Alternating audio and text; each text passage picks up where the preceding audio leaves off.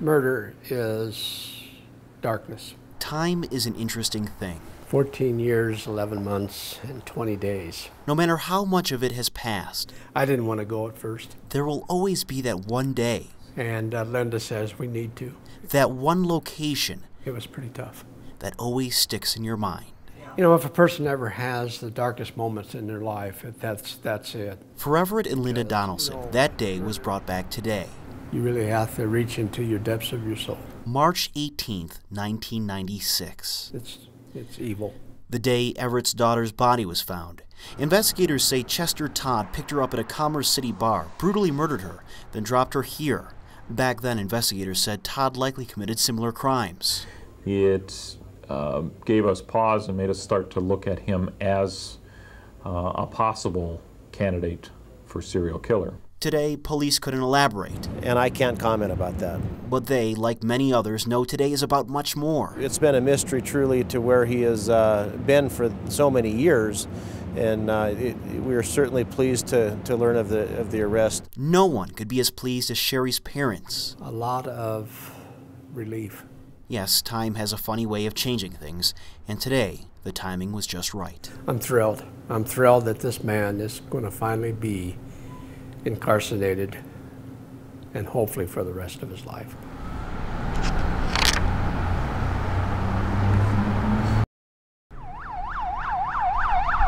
Hey, heavy. He's my brother. Tonight, right here, everybody's trying to survive and do what they got to do. You know it? You know me? Amen. There is little they can do but wait. Sometimes things are beyond your control. Wait and pray. We just keep the faith. Hoping they'll survive one more night. I'm just some hard times right now. Michael Kopp has survived so many nights. It's been pretty cold out here. He says the cold ones are the worst. I mean, it's rough. It was so cold out here last night, a homeless woman almost froze to death. There's no excuse to freeze to death if you ain't got to. Apparently, she had no choice. She couldn't get into a shelter, so she made her way here. So the doorbell rang at 4:30 this morning. To Denver Fire Station 8. She was shaking, crying. It was her birthday. Yeah, it's quite sad, actually. Michael Hedrick helped her the best he could before calling 911 and sending the woman to Denver Health. She was pretty cold and very limited pulse. They say she was lucky.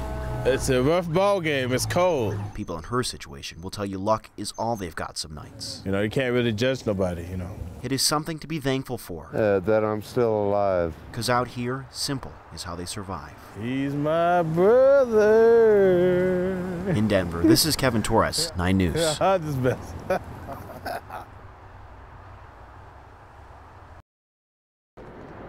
This is just so awesome.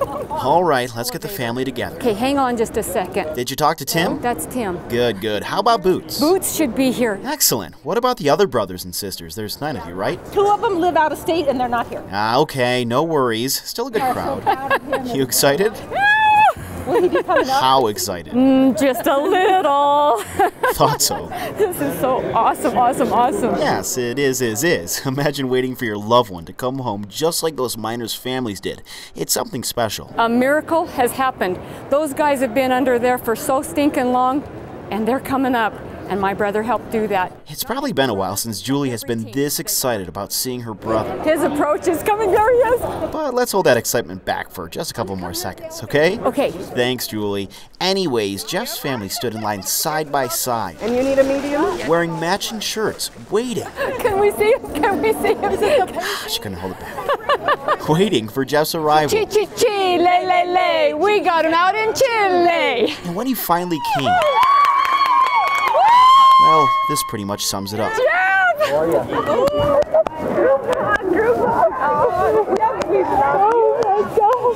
awesome, buddy. You are so awesome. Among the many who couldn't pull their eyes off Jeff was Jeff's son Dylan, Wherever there's problems, he goes. who calls his dad a hero.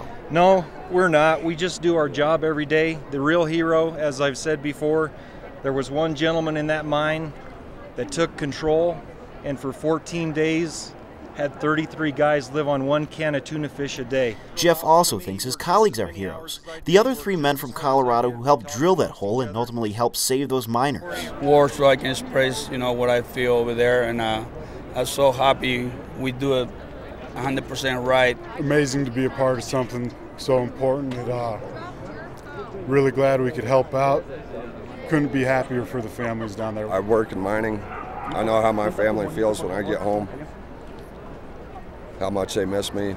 I was glad to be able to get those guys home to their families. That's what meant the most to this group, family. Whether it was their own or the miners, it's all about family. It was absolutely a fairy tale come true because it actually worked out.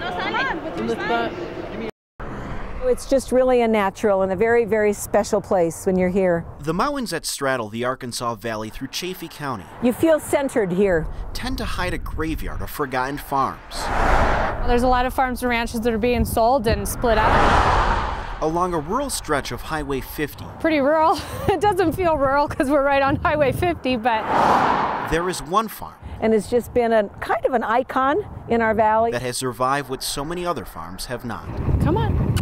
Come on. Abigail Hutchinson is the 7th-generation rancher to manage her family's farm. Kind of show you the ranch and show you the cows. It's been around since 1860. We pretty much do it the same way my seven greats ago grandfather did. And when her family noticed their ranch was crying for help, they knew they needed to do something. And the family had kept it up, as well as they could through the years. As a preservationist and someone who has visited the Hutchinson Ranch as a kid, Katie Grether knew how to help. It just made it a very appropriate and rewarding project. She submitted an application for grant money from the state, which is collected from casinos and other gambling operations. It's been a really wonderful thing for Colorado. We couldn't have done it without it. To this day, the Hutchinson Ranch has received nearly $500,000 to restore its homestead, its barns, land, and so much more. Something Abigail's 86-year-old grandfather is proud of. It's been this way for 100 years, and just well keep it that way. that's the whole family's ultimate goal, is to see it stay as a ranch and see it stay as open space. It's all about keeping parts of Colorado the way they used to be, the way Abigail says they ought to be. I love it. In Salida, this is Kevin Torres, 9 News.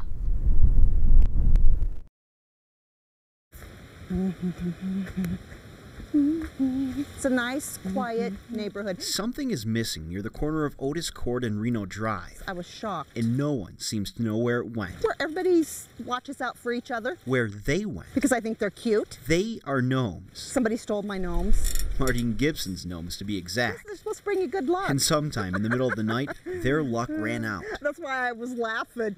One by one, they started to disappear. Oh, and I had a whole bunch around the wheelbarrow. From the front lawn. Isn't that weird? To the backyard. I had them all over in front of my flower pots here. In all points in between. And then I had them on the brick. Mardine had about 200 of them, and they all looked different. He was like this. He had his legs crossed, laying down, and he was sleeping. Some of them lived in gnome communities. I had houses, they were mushroom homes. But those little gnomes who lived in those little homes were snatched up by someone awful. Shame on them. Mardine called the cops. They said they would look into it. And they didn't take this one. That doesn't bring too much relief to Mardine, though. She started collecting the gnomes 5 years ago, and they cost about $2,000. And these guys aren't cheap. What's more depressing for Mardine is the neighbors who adored her collection, including the little girl next door. So when she came over this morning, there was no gnomes, and she goes, "No gnomes." So know this, gnome thief. You've made one community really upset. Yes. And Mardine hopes her gnomes don't bring you any luck. You can't have anything nice anymore. In Arvada, this is Kevin Torres, 9 News.